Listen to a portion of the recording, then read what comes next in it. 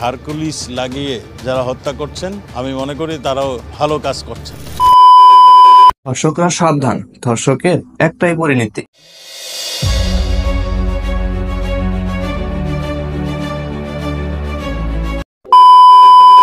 Serial killer নামটি শুনলেই মনের ভেতরে একটা ভয় কাজ করে। আর আমাদের এই ছোট্ট দেশে একজন সিরিয়াল কিলার ছিল, যে কিনা অন্যায়ের বিরুদ্ধে কাজ করত।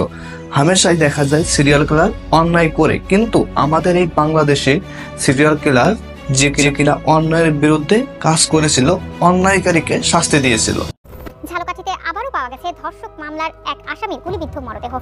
পিরোজপুরের ভান্ডারিয়া থানার এক গণধর্ষণ মামলার প্রধান দুই আসামির মধ্যে রাকিব হাসানের মৃতদেহ গত 1 ফেব্রুয়ারি ঝালকাঠি জেলার রাজাপুর থেকে এবং আরেক আসামি সজল জমাদ্দারের মৃতদেহ গত 26 জানুয়ারি ঝালকাঠির কাঠালিয়া উপজেলা থেকে পুলিশ উদ্ধার করেছে। 2019 সালে একের পর এক রহস্যজনক খুন। যারা এই খুনের শিকার হচ্ছে তারা সবাই ধর্ষকের অভিযুক্ত আসামি, কিন্তু তাদের বিচার কেউ করেনি এবং তাদেরকেই খুন করা হচ্ছে। খুনের প্রসেস সেই একই রকম, মাথায় গুলি, গলায় একটা চিরকুট ঝুলানো, আর সেই চিরকুটে লেখা খুনির নাম।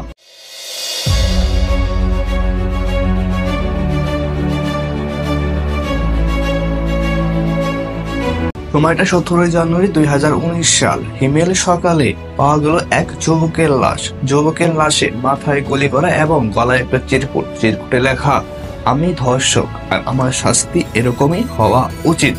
আর নিচে লেখা খুনির নাম। কে সেই খুনি? খুনির নাম কিন্তু আমি এখনো রিভিল করিনি।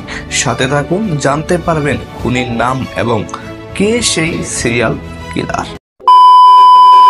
একের পর এক এভাবে 3টা খুন হয়ে গেল অলরেডি। 3টা খুন হওয়ার পর সারা দেশে ছড়িয়ে পড়লো তার নাম। কে সেই যুবক যার নাম হারকিউলিস? স্বাভাবিকভাবে কেউ যদি খুনির কথা শুনে তাহলে সবাই ভাবে যে খুনিটার শাস্তি হোক কিংবা খুনি ধরা পড়ুক পুলিশের কাছে। কিন্তু যখন হারকিউলিসের নাম চারদিকে ছড়িয়ে পড়লো, তখন কোনো পরিবার, ধর্ষকের পরিবার এমনকি সাধারণ মানুষও বলতে শুরু করলো এবার হয়তো ধর্ষকের শাস্তি হবে। শুরু হলো হারকিউলিসকে নিয়ে তদন্ত, এবং এই তদন্তে তার কোনো ব্যক্তিত্ব সম্পর্কে জানা গেল না। কিন্তু হঠাৎ করেই 2019 সালের পর সে একবারে হারিয়ে গেল। সে কোথায় আছে, কেমন আছে, কেউ এটা জানে না। কিন্তু তার প্রসঙ্গে এখন আমরা নিয়ে আসলাম কেন? তার প্রসঙ্গে নিয়ে আসার কারণ হলো বর্তমান সময়ে দেখা যায় শুধুমাত্র জানুয়ারি মাসেই রেপিস্ট বা ধর্ষিত হয়েছে 39 জন নারী, যেখানে 10 জনের কেস এখনো কোনো থানায় করা হয়নি। হ্যাঁ, এই শাস্তিগুলো কিভাবে দেব? এই শাস্তিগুলো দেওয়ার জন্যই দরকার হারকিউলিসকে।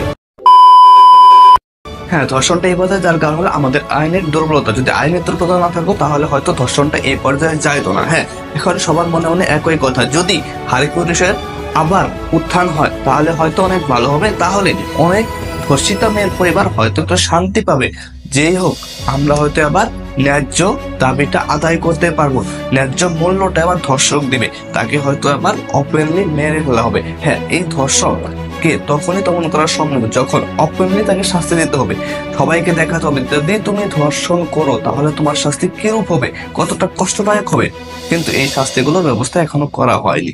উচিত যে শাস্তিগুলো একেবারে ওপেনলি দেওয়া, যাতে অন্যরা দেখে শিখে যে আমি যদি ধর্ষণ করি তাহলে আমার শাস্তিও এরকম হবে।